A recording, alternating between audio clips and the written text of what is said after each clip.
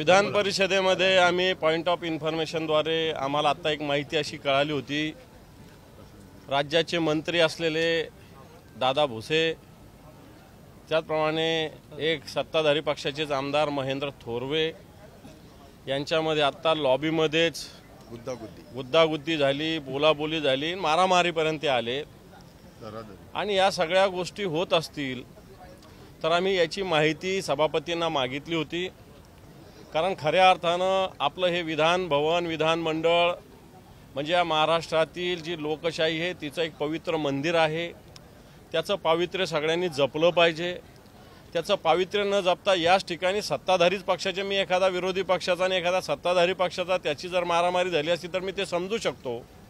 परंतु एकाच गटात असणारे, एकाच गँगमध्ये असणारे असे दोन लोक एकमेकाशी भांडतात आणि म्हणजे गँग वॉर कुठपर्यंत पोहोचलेलं आहे या सरकारचं मला ते स्पष्ट होतं। आणि सरकारने याच्याविषयी खुलासा करावा अशी आम्ही मागणी केलेली आहे।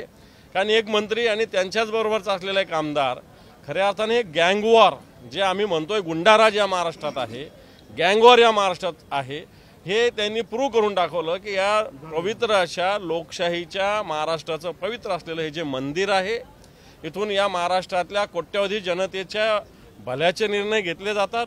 आणि अशा ठिकाणी अशा पद्धतीनं गुद्दागुद्दी करणं मला वाटतं हा लोकशाहीचा, या समस्त महाराष्ट्राचा अपमान झालेला आहे। आणि म्हणून या सत्ताधारी पक्षाच्या मंत्र्यांनी या महाराष्ट्राची माफी मागितली पाहिजे, अशा प्रकारची आमची सगळ्यांची भूमिका आहे। सर, शंभूराजे देसाई म्हणतात घटनाघडल्यानंतर त्यांनी येऊन झालेला आहे, फक्त मंत्र्यांचा आवाज वाढला याचा अर्थ ते गर्दी होती, आवाज वाढला। हे पहा, हे लोकशाहीचं मंदिर आहे। मंत्र्यांचा आवाज सुद्धा जर वाढला असेल तर मला असं वाटतं मंत्र्यांना आवाज का वाढवला लागला असेल याचा पण विचार आपण केला पाहिजे। सत्ताधारी पक्षाचे लोक रोज एकमेकांना भेटत असतील ना, त्यांना विधिमंडळाच्या लॉबीमध्ये असं करण्याची गरज नाही आहे।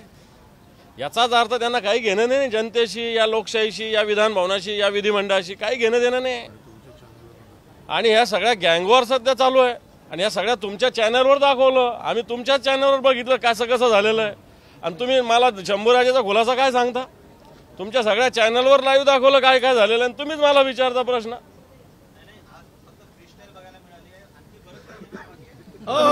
आता बंदुकाही पोहोचतील नाही इथे, अर्ध्या हळकुंडात झालेल्या लोकांची ज्या पद्धतीने अवस्था होती ना तशी यांची अवस्था आहे। सत्ता कधी पाहिले नाही, आता खोकेच मिळाले, सत्ता मिळाली म्हणून हा जो माज आहे हे सगळं आपल्याला या ठिकाणी गँगवॉर पाहायला मिळेल। बंदुका घरोघरी पोहोचलेल्या आहेत, आता विधान भवन मध्येही बंदुका येणार आहे आणि महाराष्ट्राला पूर्ण बदनाम करण्याचं, संपवण्याचं हे कारस्थान हे मंडळी करत आहे।